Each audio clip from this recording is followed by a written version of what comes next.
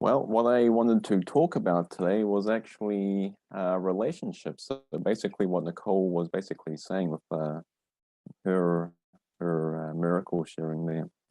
And what I wanted to start off with is when we first come into this world, this experience of this perceptual world, we seem to take on a self-concept. Now, everyone that comes into this world comes without a self-concept. And as they go along, they slowly begin to learn and gain a self-concept, so to speak, through the conditioning that is taught through the world as they seem to grow up.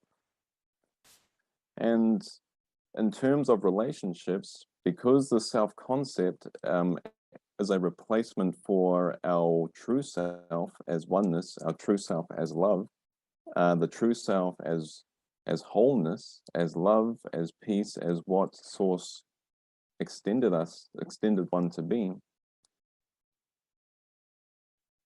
The ego's purpose from this is separation, right? And so because when the mind develops a self-concept and forms this misperception of the ego, we seem to perceive everything as separate. We seem to perceive this body is separate from the world around us, and this body is separate from my brothers and sisters and the bodies, the other separate dream figures.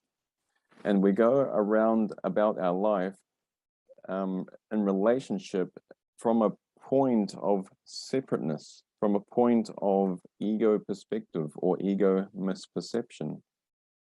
And now this is okay, since this is what the entire journey is about, and it's okay to be where we are at as well.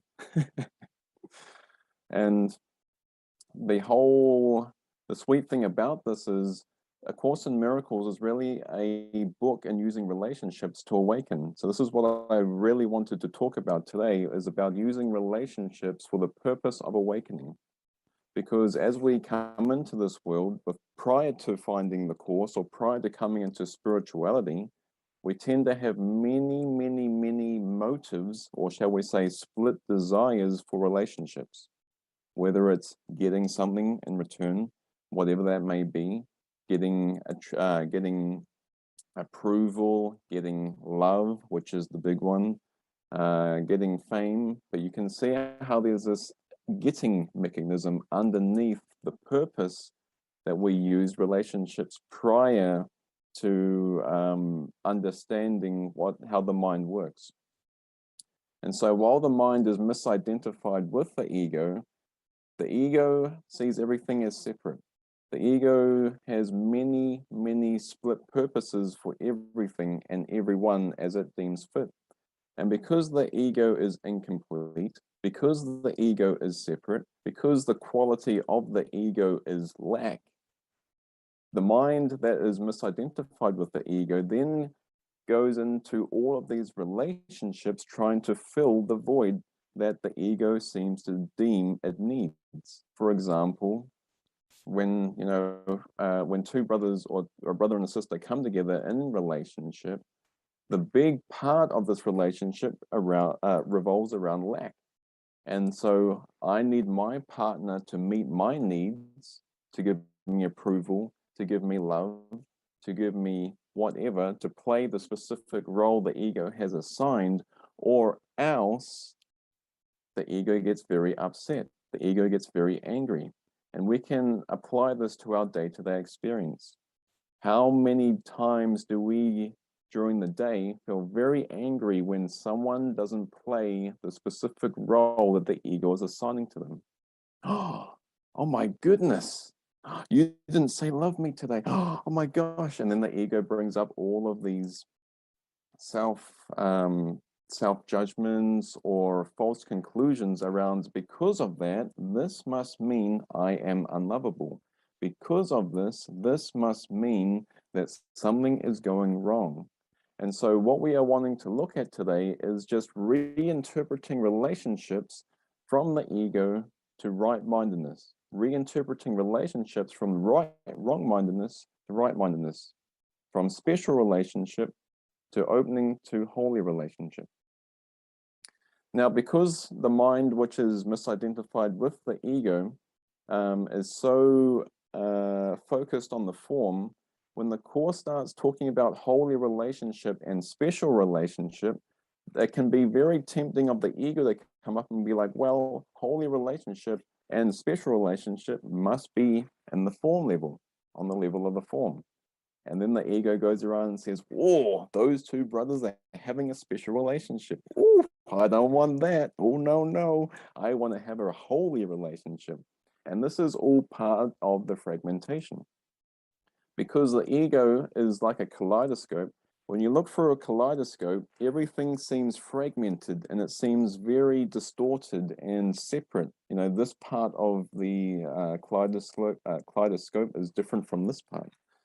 And so we really just want to bring that back to accepting responsibility for how we are perceiving the world.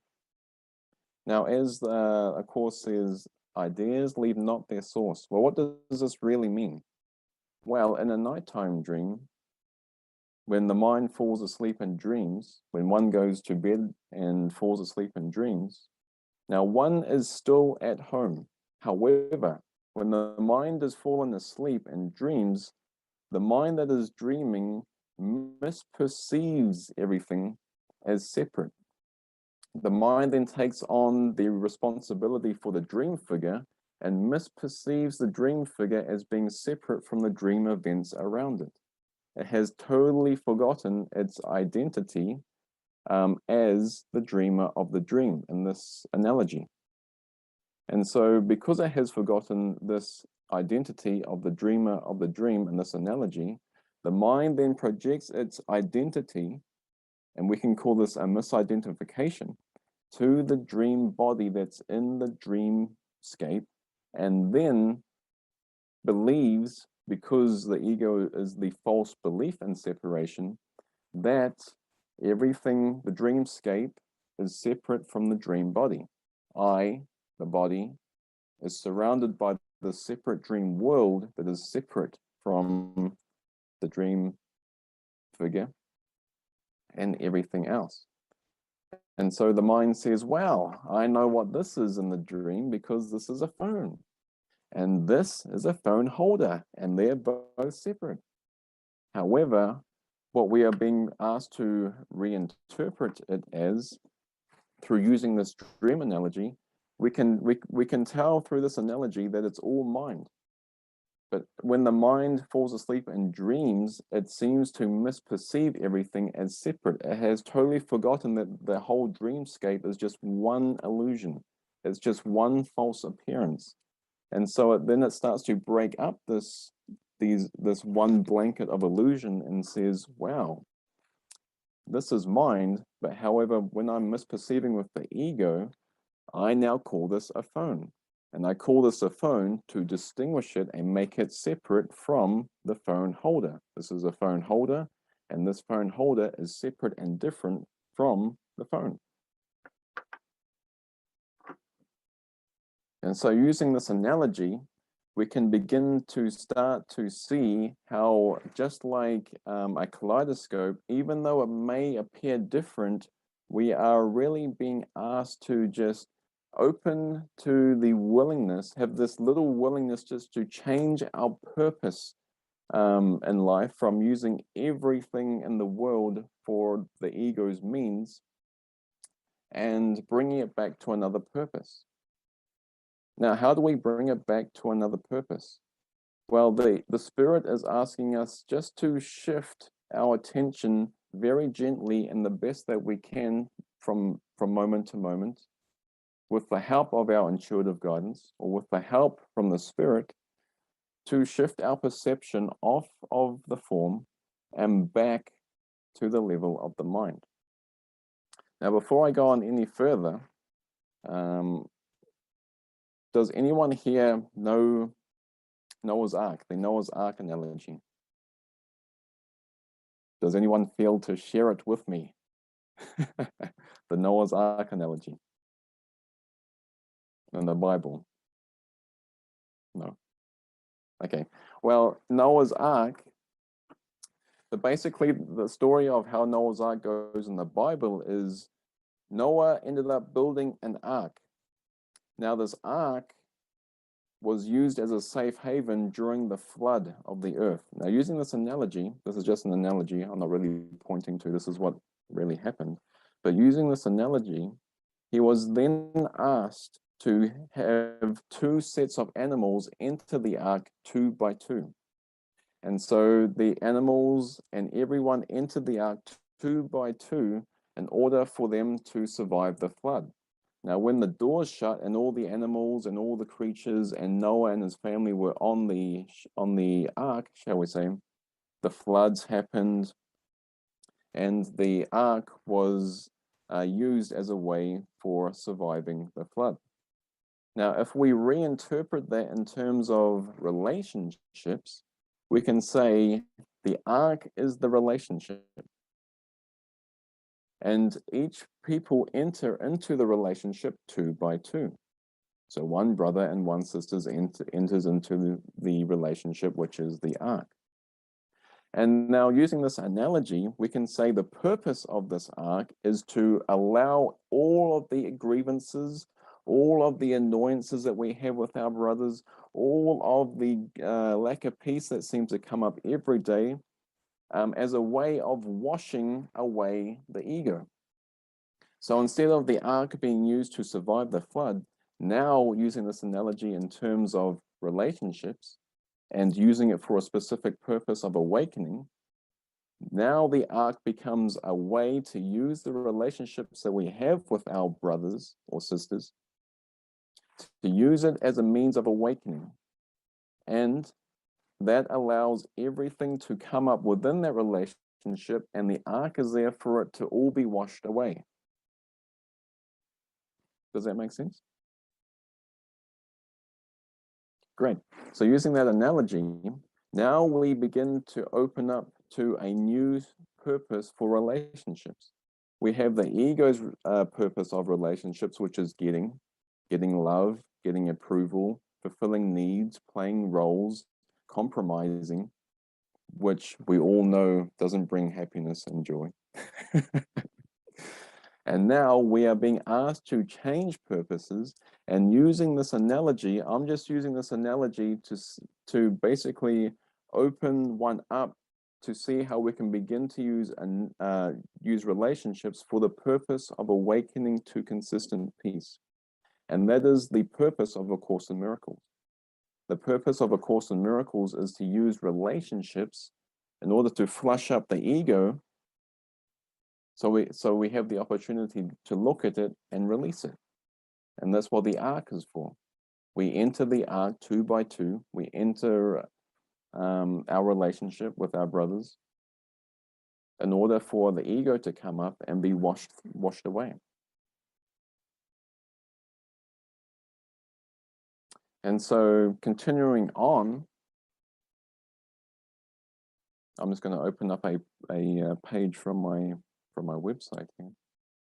Give me one moment.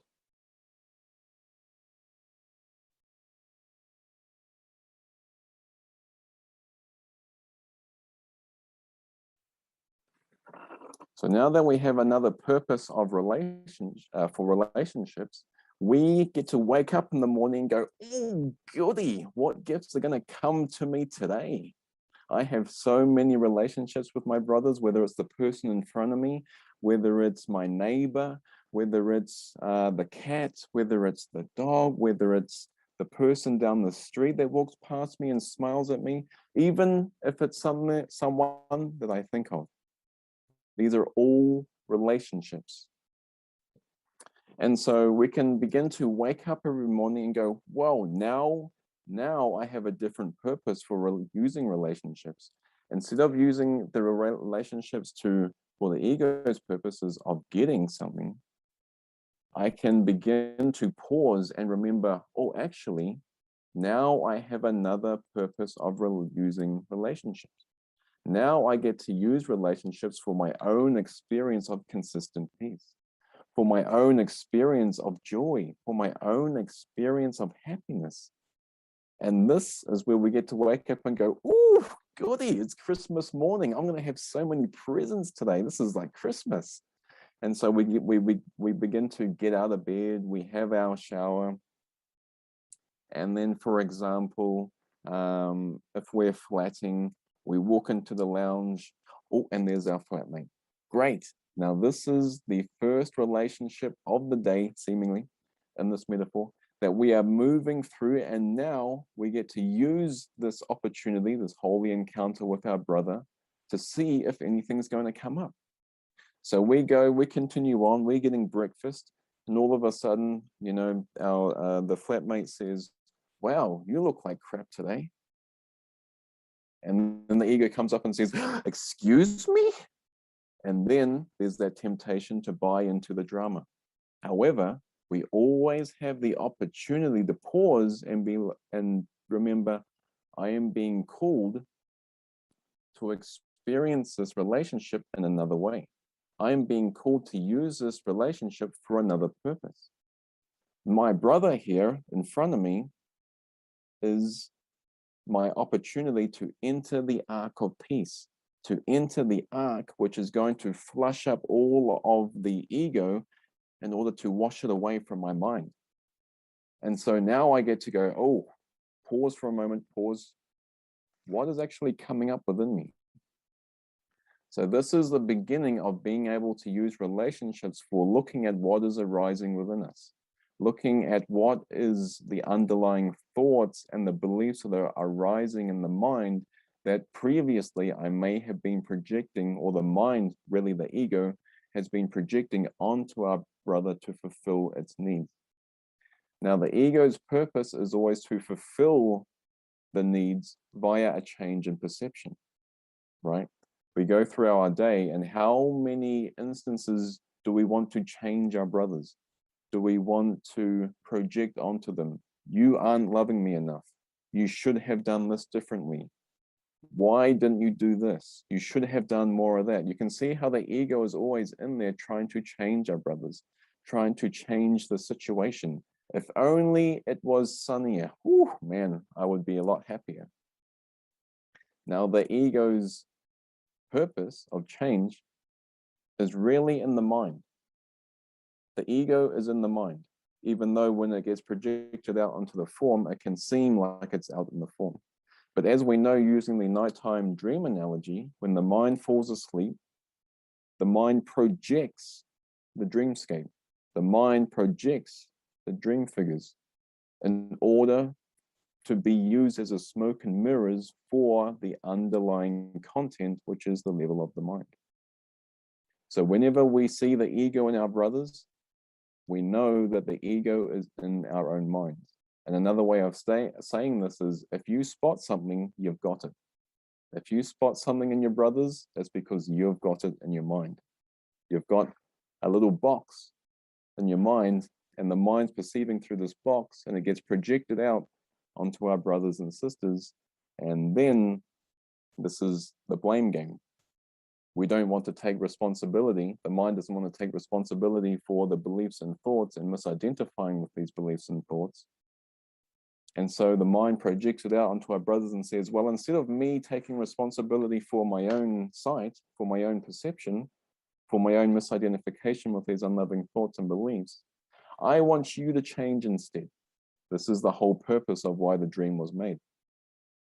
This is the whole purpose of why we want to change our brothers, is because we are afraid of love.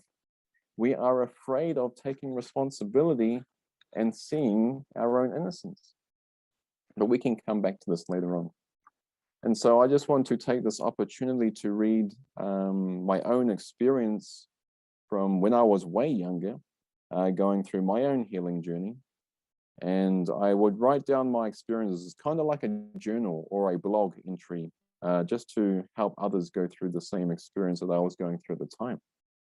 And so I just want to read my own experience. This was in 2017, of what I was going through and the realizations that I was having at this moment. And so The blog starts off saying, this is me really talking to myself, or the spirit, talking to me, giving me realizations and allowing me to see things in a different way. And it starts off saying, as relationships part, there can be many unconscious beliefs and unquestioned thoughts that arise within awareness.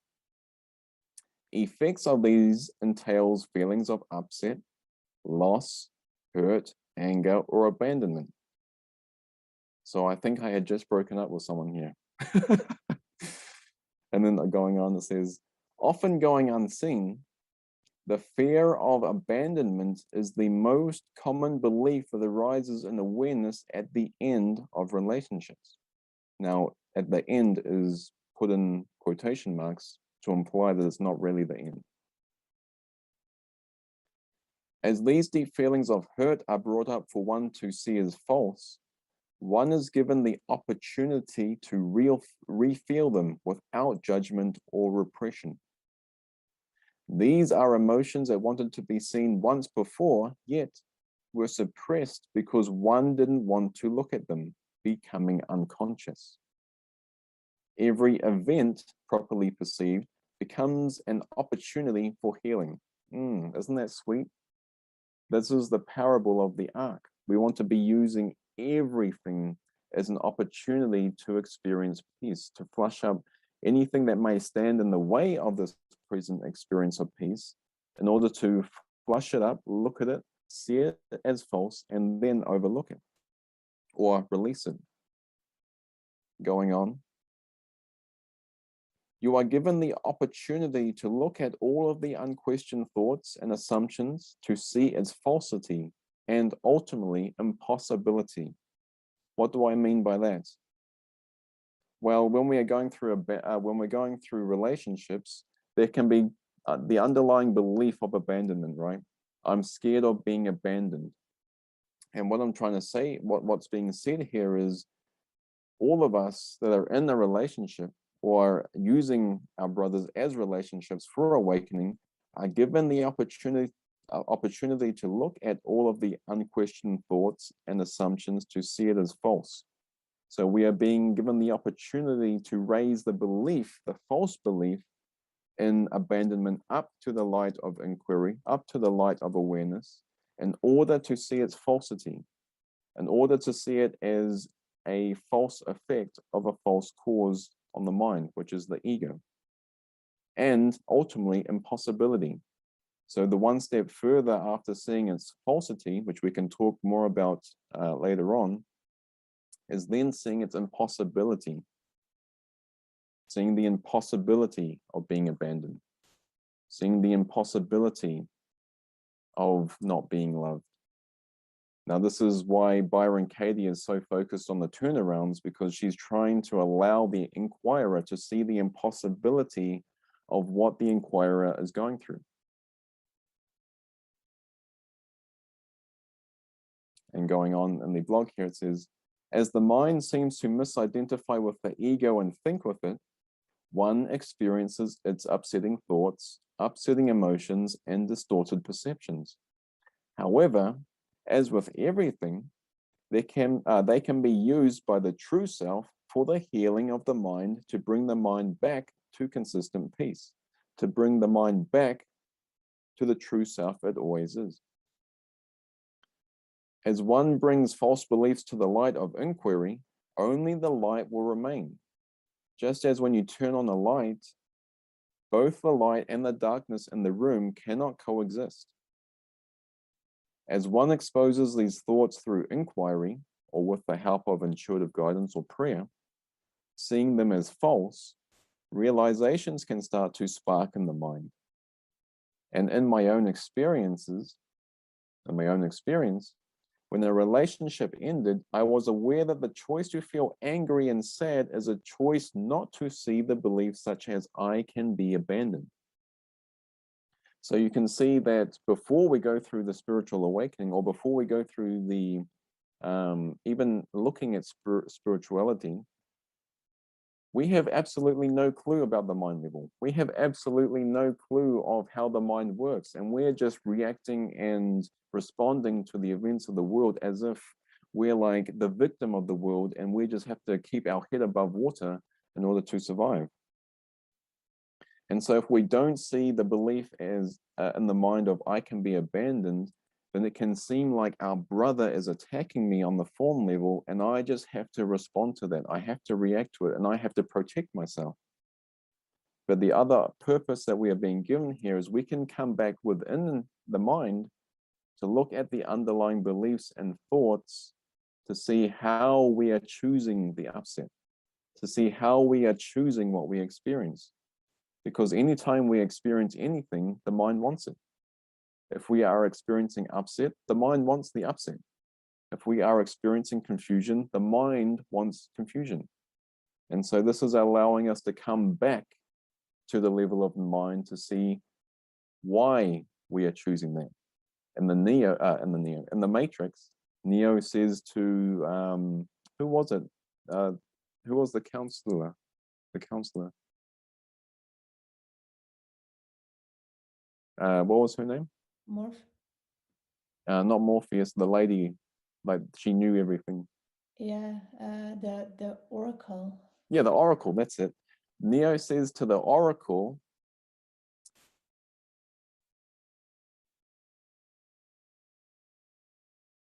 what choice am I making here? What is the choice? Why am I making the choice? And the Oracle says to Neo, honey, you haven't made here to come the choice. You've come here to see why you've made the choice. And that's the same with this experience here. We're coming back into the mind to see why we have made the choice, what conditions have been set up in the mind for us to choose the experience of upset rather than remain as the true self of peace. And so carrying on, it says,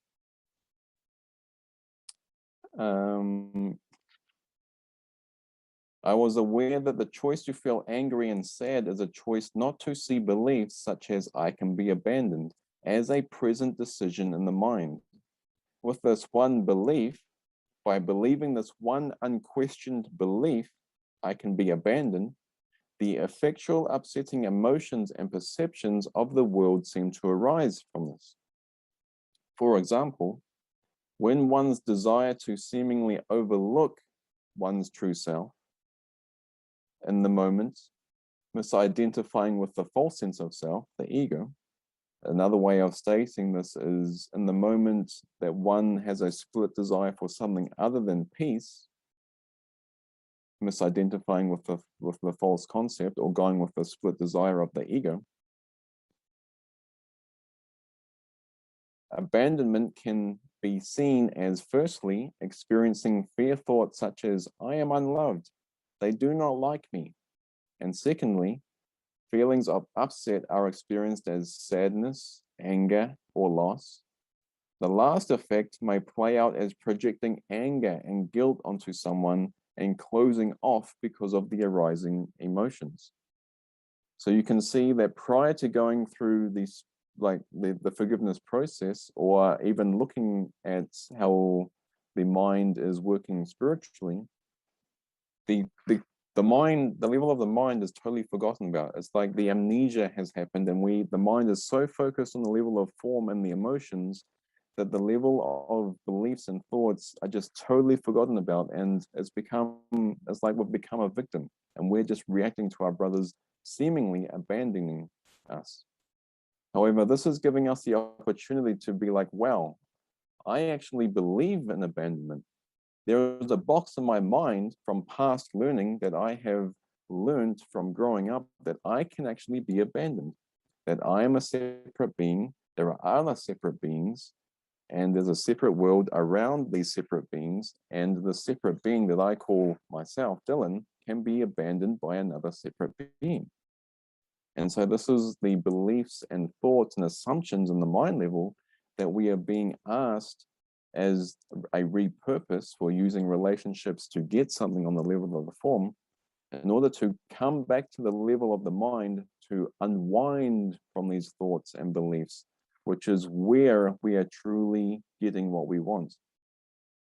Where the ego's purpose prior has been getting what we want through some change in the world, trying to change our brothers, trying to get our brothers to play a certain role in order to love us. But the love, the security, comes from unwinding the mind from these false beliefs and concepts on the level of the mind, which is called the ego. We can just call it the ego. Unwinding the mind from the ego. And so going on here, it says, what you do comes from what you think. Feeling sad and angry is the ego's attempt to prove that one can be a victim of the world and that its false projections are justified because of it. It is an attempt to see the cause as something in the world or perception, forgetting that it is only myself who is doing everything to myself. Kind of like that meme that goes around on Facebook of that little kid who has the boot on his face, and it looks like someone's stepping on him, and then it zooms out on the next photo, and you see it's just him having his boot on his face. It's just, that's the whole spiritual journey. Whenever we seem to experience anything unloving, or we seem to experience lack of peace, the mind is always doing it to itself. In the Course in Miracles, it says, you are deprived of nothing except your own decision.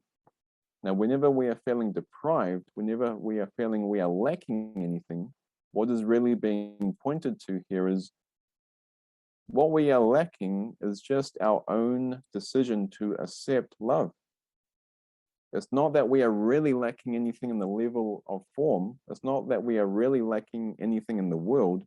What is lacking in that moment that the deprivation is felt is your own decision to misidentify with the ego, which is where the lack seems to come in. Now, if the mind chose to accept the true self, the mind chose to, another way of saying that is, if the mind has a single desire for peace, a single desire for love, then the deprivation wouldn't be felt, because there would be no time between the deprivation and the meeting of the needs of that deprivation, which is the split desire, right? For example, if I want to change my brother, there has to be time involved of wanting my brother to change and my brother actually changing in order to be peaceful. But the single desire, coming back to the mind to look at the single desire, basically cuts out time and says, well, I can just be peaceful through my own decision to be peaceful. I don't actually need my brothers in the world to play a role or to change in any way for me to be peaceful. And so going on, it says, through inquiry, the loved one, which was of blame and the target of projection, can now be seen as always being innocent. Not of blame, but of gratitude for letting you see this misidentification that needed to be raised to doubt. In that moment, it was not them that didn't love me. It was I who misidentified with the ego and did not love myself. It was not them that abandoned me, but I who abandoned my true self through misidentifying with the ego. Yet, not wanting to take responsibility for this, unknowingly blamed others and made them a target. You can only seemingly be hurt. Sorry, I'll reread that. You can be seemingly hurt only by misidentifying with the ego belief and its unquestioned, unloving thoughts. When you question these thoughts and the misidentification with them, the made-up movie that is happening in the imagination dissolves. Abandonment, loss, and not being loved are seen as ridiculous and impossible. I will go into that a little bit later on, how they are actually impossible. By raising the misidentification to doubt, you are able to continue to love and ultimately see that there actually can be no loss, but rather an inclusion of everyone else. So talking about seeing it as impossible here, for example, with me going through this blog here, I think I might have been going through a breakup by the sound of this blog. Now, on the level of the form, it can seem like I'm being abandoned. But through raising this perception of abandonment back through to my emotions, back to the underlying thoughts and beliefs in the mind, we can say that abandonment can only be possible if I am a separate being in a real separate world with real separate events happening to me. So another way of saying that is abandonment can only be possible if the separation occurred and is reality. And now this is now reality. However, through tracing the abandonment to the belief in abandonment in the mind that had just been projected out onto my brother as if my brother was abandoning me, I can now look at this little box that I have in my mind called abandonment and now question it. Where is this belief in abandonment coming from? Well, it can't be coming from the spirit. It can't be coming from the ego. It can't be coming from the true self. So it must be coming from the ego. Now, there are only two purposes on the level of the mind: the holy relationship or the special relationship, the ego or the spirit, wrong-mindedness or right-mindedness, whatever word you want to use, love or fear, the miracle or the split desire. Now, whatever word you want to use, there are only ever two purposes on the mind level. Now, this is very important because whenever we are starting off on the course and we start reading the chapters in special relationship and holy relationship, because the mind, as I said previously, is so focused on the level of perception, the level of mind, which is the special relationship and the holy relationships, gets projected out onto the form, in which now it is seen that a holy relationship is between two bodies rather than in a purpose in the state of mind. And so we go through our day and we're like, oh, my brother over there, they have a special relationship. When really, that being seen in our brothers is just a projection of the special relationship in our mind, of using the ego as a means of seeing rather than using our right-mindedness as a means of seeing. So the special relationship, which is just the ego's purpose, is on the level of the mind. The holy relationship, which is the spirit's purpose or the Holy Spirit's purpose, is the purpose which is on the level of the mind. And that's the purpose of allowing all of our relationships to be used for awakening, rather than the ego's purpose of using our relationships as a means of getting, as a means of trying to change our brothers, as a means of trying to change situations. Because if we have an ice cream and all of a sudden our brother comes along and slaps the ice cream out of our hand and it's on the ground, we can have a special relationship with the ice cream. If we lose our peace with the ice cream because it's down on the ground anymore, and we're like, oh my gosh, and we start to lose our peace. So you can have a special relationship with an ice cream because the purpose in the mind is there for choosing the ego rather than the holy relationship of using that incident or using that situation as a means of awakening and choosing peace or forgiveness and forgiving our brothers.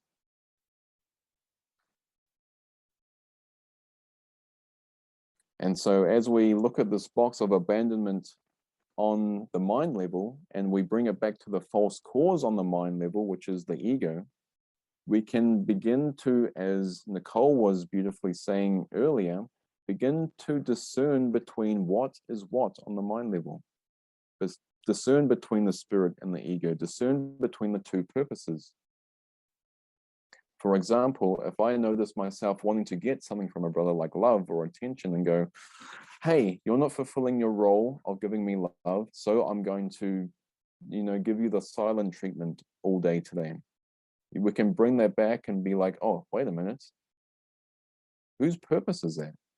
That can't be the spirit's purpose. That isn't a loving purpose. That must be the ego in my mind. So we're tracing it back to the ego in the mind, which is on the level of the mind, which is the level of the cause. And we are discerning between the two purposes as we seem to go through our day-to-day experiences. And as we bring it back to the false cause on the mind, and we see it as false, everything is just arising in awareness for us to see it as false. So this belief in abandonment, we can say, must be coming from the ego, because it can't be coming from the spirit. Therefore, because I am beginning to see that the ego is false, then I must be willing to see that the belief in abandonment must be false also, coming or stemming from the ego. So how do we actually go from a special relationship to the holy relationship? That's the big question. That's what everyone's writing in about. How do I actually go from a special relationship to the holy relationship? How do I have that change of purpose? Well, we want to go back to the levels of mind. We want to come back to that desire center. We want to be able just to have the willingness to be and ask ourselves, maybe I don't actually need my brothers to change in order to be peaceful. Maybe my partner, who I am in a relationship with, maybe I don't need them to change in order to be peaceful.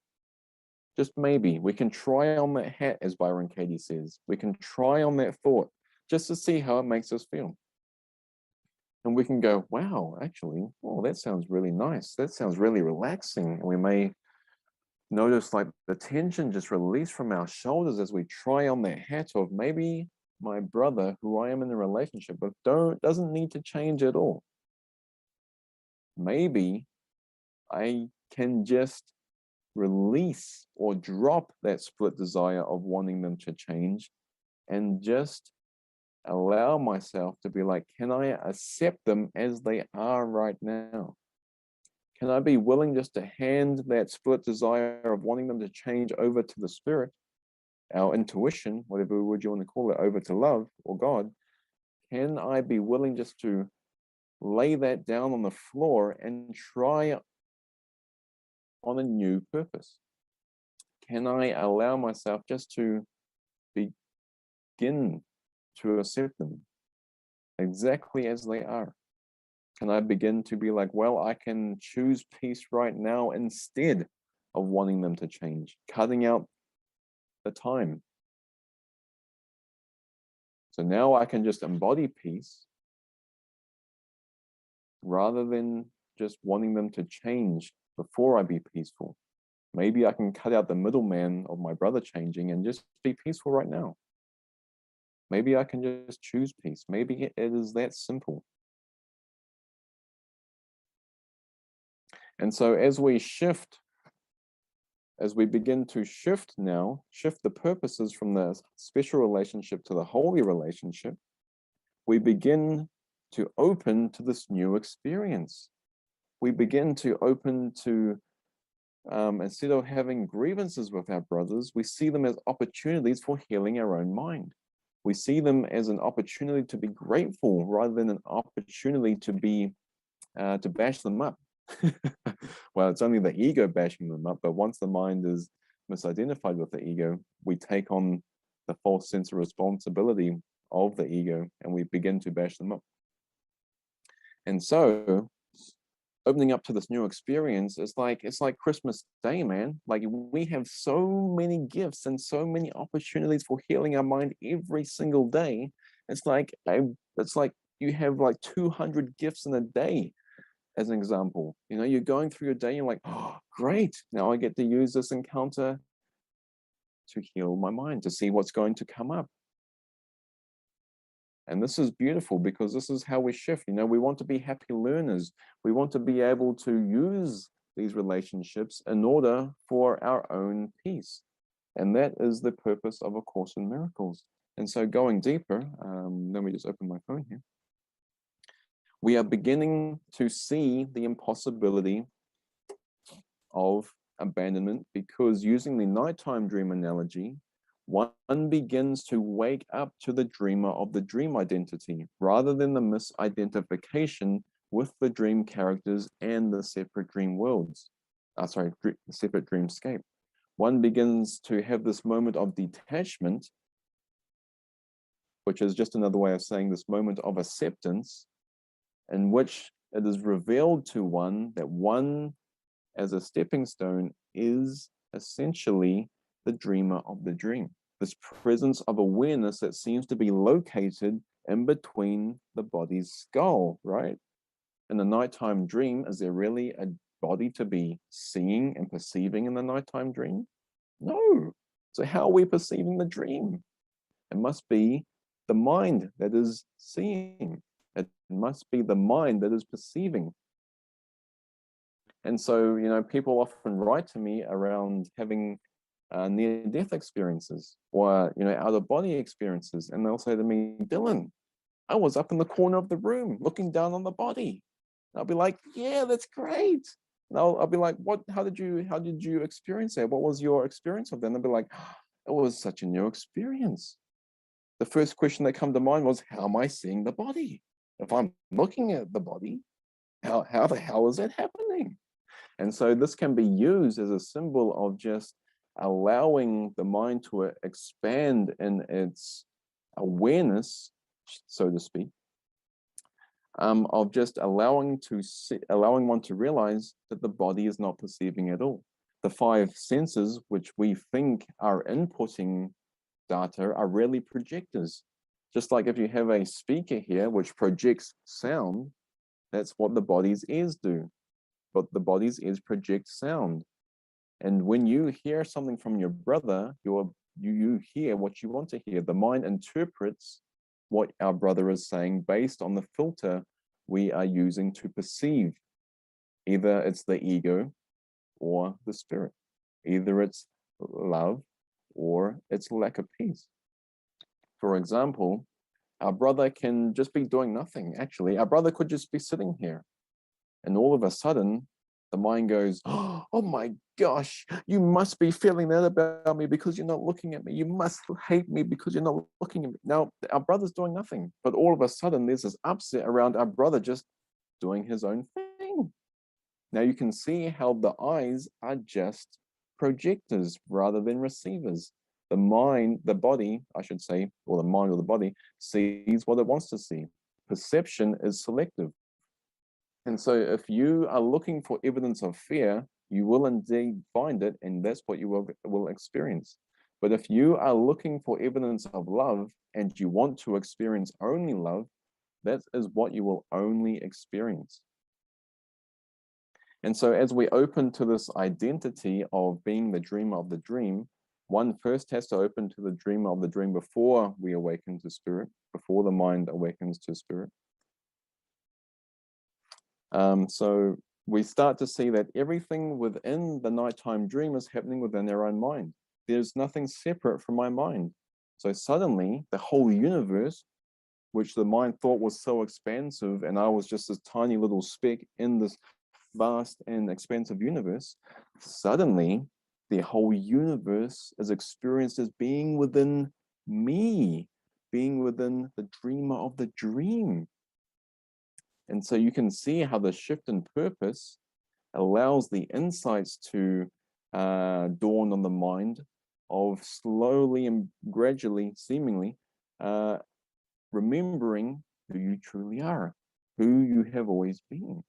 Now, the dreamer of the dream perspective is still a stepping stone because there is still a step behind that, but we'll talk about that later.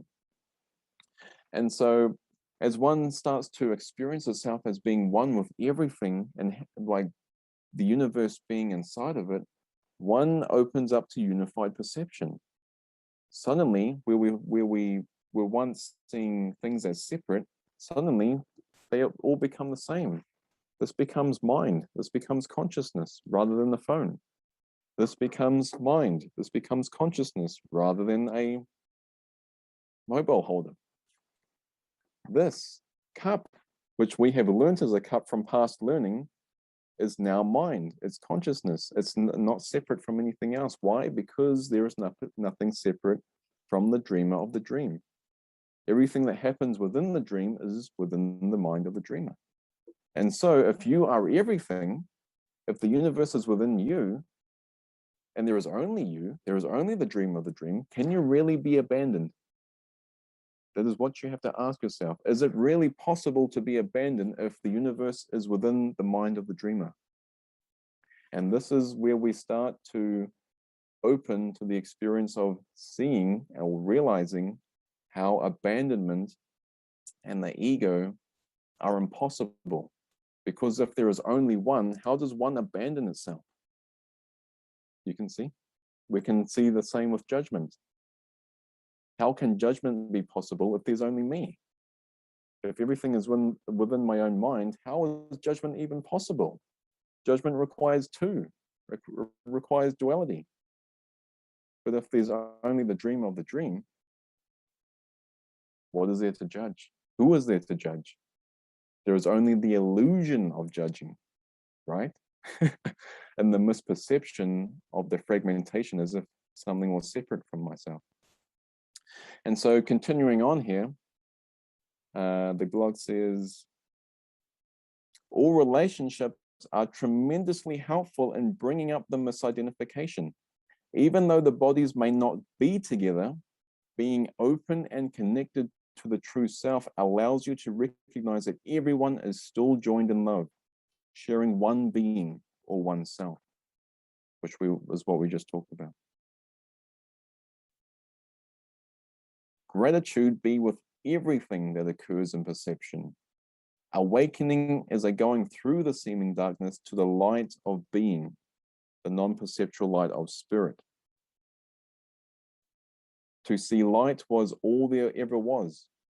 We go together always, beyond words, to a higher communication, beyond all that was previously imagined.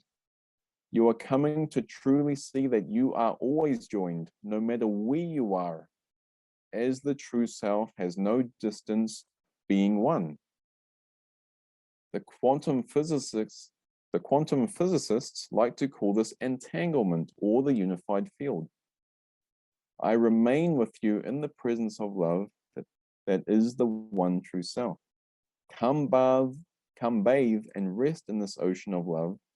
It is all that truly matters. And so how beautiful is that? Is opening up to a new purpose in order to use everything in perception, not only our brothers, but using everything in perception for this one purpose of awakening, which is why it's so very important to hold that one purpose of awakening out in front, despite all of the ego's purposes of trying to change our brothers, trying to get something from our brothers or anything in perception. The course basically sums up these split desires in 3 words. The ego uses everything in perception for pride, pleasure, and attack. Now, these 3 categories from a higher standpoint are meaningless because how could you attack something which is one? Attack requires 2. And so you can see how through bringing what we are seeing in perception back to the level of the mind, in order to discern between if this is spirit or not spirit, and then see it as false, in which it is then overlooked or seen as impossible, you can see how could you be upset anymore through that change of purpose, because everything is seen as like an opportunity to heal your mind, an opportunity to come into this experience of peace. And so before I do finish here, I see it's 9 o'clock, which they went very fast. I just want to wind down here with a quote from the Bible, which I was given earlier on today. And this quote is from 1 John 4, verse 7 to 20, which is called God is Love. And it starts off saying, Beloved, let us one another. Yes. Beloved, let us love one another. For love is from God, and whoever loves has been born of God and knows God. Anyone who does not love does not know God, because God is love. In this, the love of God was made manifest among us. In this love, not that we have loved God, but that he has loved us. I'm just going to skip a part here.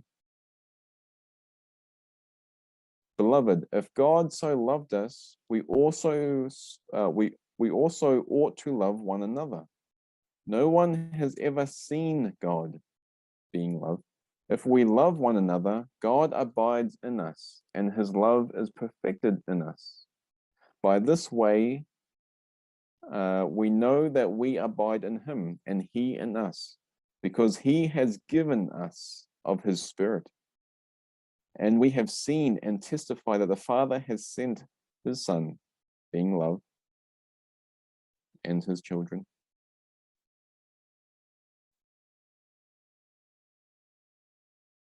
So we have come to know and to believe the love that God has for us. God is love, and whoever abides in love abides in God, and God abides in him. By this is love perfected with us, so that we may have confidence for the day of judgment, which is our innocence. Because he is also, because as he is, so also are we in the world.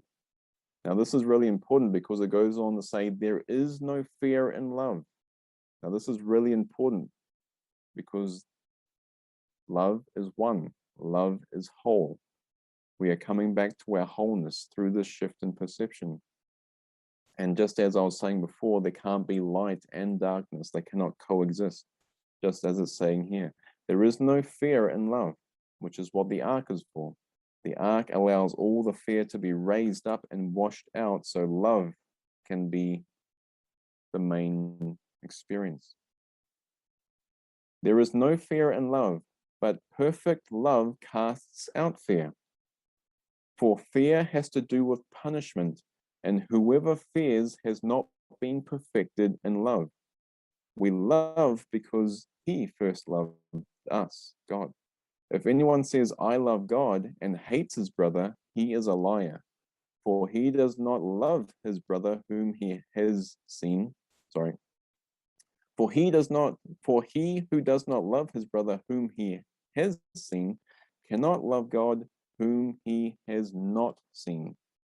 So you can see how beautiful this shift in purposes is because it's allowing us to see the face of Christ in our brothers, the face of love in our brothers. So then we can remember God, remember our source, remember the true self as a child of our source, as a child of love, extended from love, until we open to this experience where we can begin to awaken every morning. It's like we are lucid dreaming. We are aware that we are dreaming. We are aware that the body will still do what it does. The body will still poop. The body will still eat. The body will still talk. However, the purpose has shifted, and now there is this experience of consistent love, because the ark which we have entered with all of our brothers, 2 by 2, which is like a metaphor, has allowed us to bring up everything that is not love in order to be able to look at it and wash it away, in which love now is the only experience that we have with everyone and everything. Now, the form is still the form. However, the purpose of the mind has shifted. And so love is the only experience that we have in our heart now, no matter the form. And so whether it's a bee sting, if a bee sting comes and stings us, oh, we are so in love. How beautiful that is. There's no problem with that anymore. We are coming into a problemless state of mind in which no matter what seems to happen in the form, it's just there in order to extend the unconditional love of the true self, the unconditional love of source. There are no conditions that are now placed upon our love, because we have cut out the middleman of wanting our brothers to be different, wanting perception to be different, wanting the weather to change, to being able to just drop all those split desires and say very clearly to ourselves, no, I want only love. I want only peace, regardless of the form. I'm not going to place any conditions on the form anymore. I'm not going to place any conditions on our brothers anymore. And I can just be in this experience of accepting everything exactly as it is. Let everything be exactly as it is. Let our brothers be exactly as they are. And this is power in this, because I now get to embody what I want to experience. I now perceive truly. I now perceive a unified perception, which is called in the Course the happy dream. Now, the happy dream is still a dream, of course, but it's happy because we have shifted from the egoic misidentification to the essential nature of the dream, which is the dreamer of the dream, before we awaken to spirit, or non-perceptual light, or heaven, which I will talk about in another time, because it's already 9:05. And that went so quick, so quick. When we're in the moment, no time. There's just no time in the moment. Everything flies by. So thank you very much.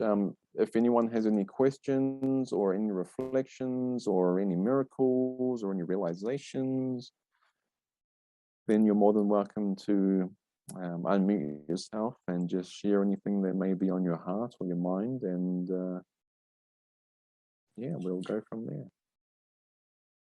Yeah, so what's just come up now is when you said, to ask what is arising in me. So I'm thinking when you get a trigger, when you get a feeling in you like a little upset or whatever. So it's like saying what needs to be expressed. Is that right? Yep. So when I say what's arising in me, what is it that needs to be set free, in a sense, to come up and rather than pushing it down. Yeah, you're perfectly right. Another way of saying that is, what do I need to be shown here? Asking your intuitive wisdom or asking the spirit, what do I need to be shown here that is coming up for me? And so if a trigger arises, we can begin to ask, well, what is this showing me about myself? What do I hate so much about them that must be in me? And an example of this is sometimes, a beloved will write into me saying, man, I hate this person because they are so lazy, but I'm not lazy. I can't really see that within my own self. And so we can use this perception of being lazy. And so if we spot something in perception, then we have got it within our own mind. And what this means is, if we are perceiving someone as lazy, it's not that we are lazy, it's that we have a little box in the mind of what certain behaviors are lazy and what certain behaviors in the mind are not lazy. And then we project these boxes onto our brothers and say, well, you are lazy because of you aren't doing this, right? And we provide evidence of why they are lazy. But however, the laziness is just in the mind. It's a belief in the mind. It's a little box that has been learned over a period of time, which is based on past learning, which then gets projected out onto our brothers, in which we can now blame them rather than taking responsibility for having this box of laziness in the mind, as if laziness can be possible, right? And so that's what you're really asking is, how do I actually reperceive this trigger? And that's just an analogy of being able to look at the underlying stuff which may be coming up for us. So if we have a trigger, we can begin to ask, what is this showing me that's coming up within my own mind that I need to look at and release, using that lazy analogy. Yep. Lovely. Thank you. And it's lovely to see you again, Penelope. Yeah, you too. Thank you. Yeah, it's really lovely. Yeah.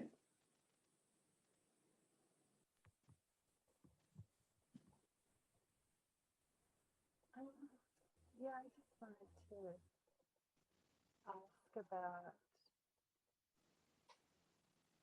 like the process you've described is what I've been doing or you know, trying to do for years. But the whole thing's been so painful, extremely torturous, actually. And I don't know, is that because I'm so resistant, or like, I don't know, because I haven't got to the point where I'm really grateful for the triggers, and it's been like pulling teeth, and it's like I've had to do the work because I'm in so much suffering. And yeah, I just wanted you to talk about that. Is that common, or is that part of the process, or because it's like you're bringing your projections back, and the whole ego is in your own mind, this monstrous, just, you know, horrible thought system idea that's so dark, and it's extremely painful. And it's taken so much for me to bring that, to see it, to own it, and to try and convert it, like as in let it go, and to heal it, because it's felt so enmeshed, embedded. And so yeah, and the experience I had last week was one of where I just had a lot of release, a lot of relief from that, because the whole issue that was coming up felt like a really core issue, like the number one issue, and it had been just building for years and years. And then it finally was like something popped eventually. But I was talking about it, I was expressing it, I was just going on and on for so long about this one issue. And yeah, and I finally feel like I got a bit of relief from it, instead of it coming back up really intensely and not really feeling like I'm getting anywhere with it. So yeah, I just wanted you to comment on that. Is that part of the process of being really horrific? Yeah, that's beautiful. Thank you. Well, you're actually over the target, as Colin says. You're doing really well. And the way you can tell you're doing really well is if the ego's having a lot of resistance coming up. And so analogy that Colin likes to use when he's with me and we're talking to others is, he says, if you have a one of those bomber planes that they use in the World War, now those bomber planes would have a specific target that they would have to bomb, and then they would be in the sky, but they would experience the most resistance when they were over the target that they needed to bomb. That's when all of the anti-aircraft artillery would be firing at them because they were over the target. And that can be the same for you. You know, you are so over the target, you are doing perfect. However, the ego knows you're going perfect and knows you're going towards the escape hatch. It's going, no, Karen, no, don't do that way, no. But to the spirit, you know, all of the angels are around you and they're going, yes, Karen, keep going, keep walking forward. And so you're doing everything great. And so the resistance you're feeling is just the ego's resistance of being undone. But when the mind is kind of misidentified with the ego, it takes on the false responsibility of it, and then it perceives itself as resistant, right? So the resistance is not really your resistance. You're just the dreamer of the dream, or the presence of awareness behind that resistance that's observing the resistance. But that resistance is really just the ego's resistance of being undone. And so you're doing everything perfect. You couldn't be doing it any other way. You're doing the best that you can, you know, and that's all that the spirit wants, is just continue tuning in, continue holding the purpose out front of using everything for your healing. However, we want to go a little bit deeper as well, because there are a lot of assumptions underneath all upsets. And the very basic assumptions underneath these upsets is that, one, I have separated from light, I have separated from God, I have separated from love, and now I have to believe in time and space. I have to then believe in a separate individuality, which we call bodies. Then I have to believe in the reality of separate bodies. Then I have to believe in the reality of these separate bodies doing something wrong to each other before there's even an upset. So you can see that we are tracing the upset back from perception back to the belief in time and space even. And so this resistance you're feeling is you're doing great, but you're coming down to the core belief now, which is that belief in separation. And that is where the ego gets the most feisty, shall we say, because it knows that you're over the escape hatch now and you're just about to walk out that door. Just like Truman Show, at the end of the Truman Show, he goes to walk out that door and he goes to take his final bow. And Christopher, or Christoph, his name was in the movie, he's going, don't go out that door. Stay in my little dream world. You'll be happy. You'll be safe. And that's the same as what you're experiencing. And so, yeah, very, very sweet what you're going through from the spirit's perspective, because you are over the target. But your intuition or the spirit will just help you move that one extra step in order to overlook the belief in separation, in which the false effects from that one belief will then dissipate. Does that make sense? Yeah. Yeah, it's like I've been for years journeying right into the core of it. Yeah.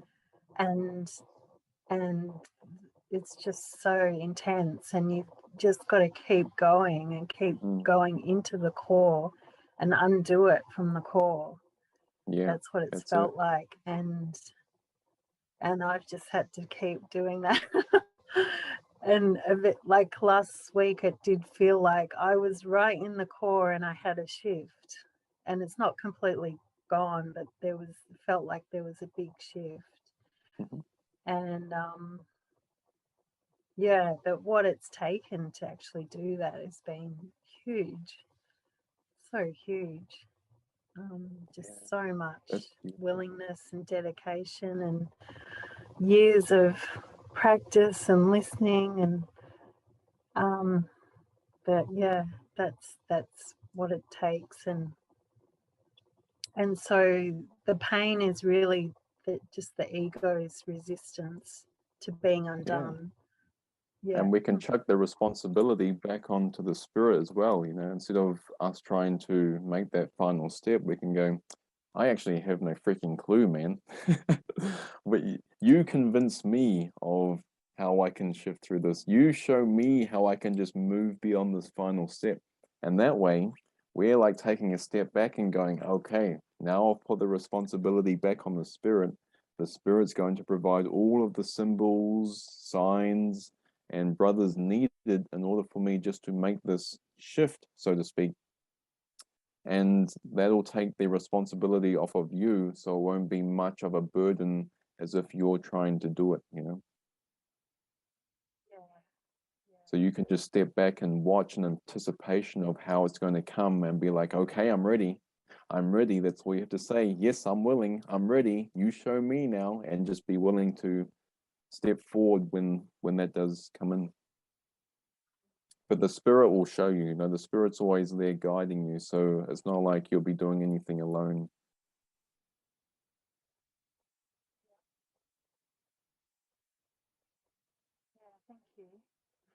Yeah, thank you for sharing and going through everything you're going through. It's beautiful, because the experience we're coming into is this childlike state of mind, this renewal of mind. Jesus was always pointing to, be like little children. You have to renew your mind, and this renewal of the mind is beautiful. Beautiful. Once you experience, you're going to be like, oh my goodness, I'm so glad I went through everything I went through in order to experience this.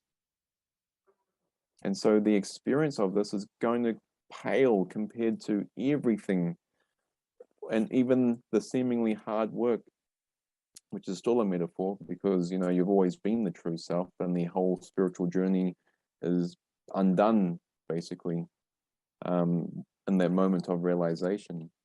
So you see that you haven't really done anything. And so you can just allow yourself to step back, because I know how much in my own experience as well, being in your footsteps, the ego was in there trying to get it. The ego was in there saying, I should be able to get this now. I should be able to do it. I should be able to be peaceful right now. I just can't. It's going to take forever. And look at you, you piece of shit. You're not happy. It's going to take forever. And so you might as well just give up. But this is just all part of the ego's tricks, just to keep the mind distracted, shall we speak, from stepping back and just realizing that, hey, I've always been peace. Even if I don't experience it just yet, I can still open to that point of view that I've always been here, that it's here right now, that I am actually whole, perfect, and complete, since God creates imperfection. Let me restate that. God creates imperfection, not God creates imperfection. God creates perfection. God creates in completion, being perfect. And so whatever God creates must be an extension of that. And because you are an extension of Source, that must mean that you are already complete. You are already whole. You are already love. But that just takes a stepping back and just witnessing the ego self, the false self, trying to get it, because the ego will never get it. The ego will never be whole. As trying to find wholeness, but the answer lies in seeing that as false, as not who I am, and realizing that the awareness that seems to be located within the body's eyes is what I'm really seeking for. That's the dream of the dream. We're really seeking what we already are. That's the whole spiritual journey. We go seeking, and then we're trying to find something, but it's just like you have your glasses on your head and you're asking everyone, where are my glasses? Where are my glasses? And everyone's going, they're on your head. They're already on your head. And you're going, oh, I've had them all along. That's the whole journey. It's just this whole journey of finding our glasses that are already on the head. And then suddenly the journey dissipates into nothing, because the glasses have already been on your head all along. And so you're doing beautifully, and just, keep moving forward, and just keep surrendering as well, just to keep stepping back, so to speak, and letting the Spirit lead the way. Because the Spirit will loves you so much that Jesus says in the Course that if I ask you to do anything, it can't be that difficult, because it is me who does it. So it's kind of like a shift in the doer, from having the ego try to do something from a place of lack, from a place of I don't have peace, and now I need to try get to a place of peace, which is totally different from just stepping back and going, well, peace must already be here now as who I am. I just need to step back and accept that. Step back and allow the Spirit to show me how to accept that. Yeah, so thank you very much.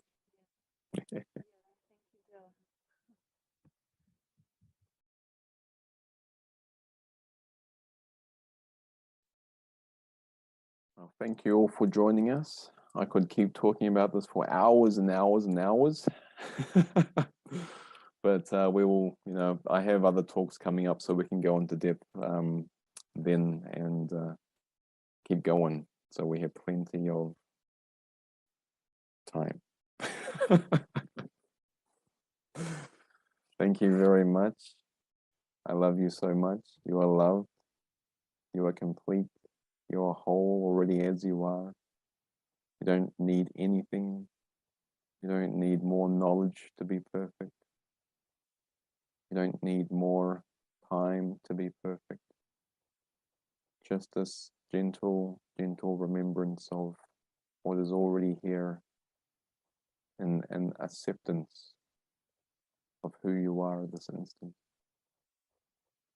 And so while the mind seems to be coming to this realization of what it has always been, help will always be given in the moment in the form of the Holy Spirit or a voice for God or your intuition or your inner guru, whatever you would like to call it.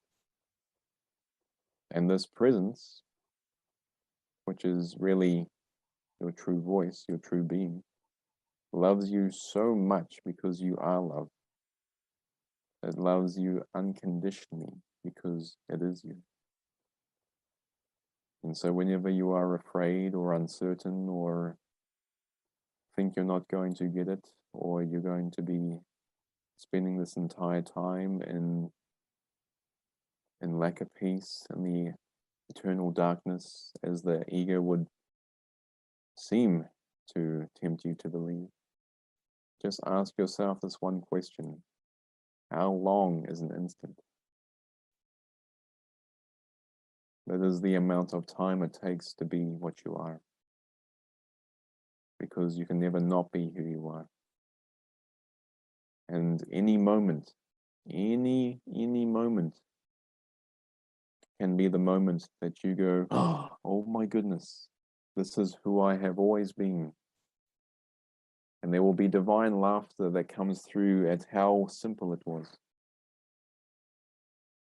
It was the flashlight trying to seek the light and what it shined on, forgetting that the light is who it is. And so thank you all for joining us.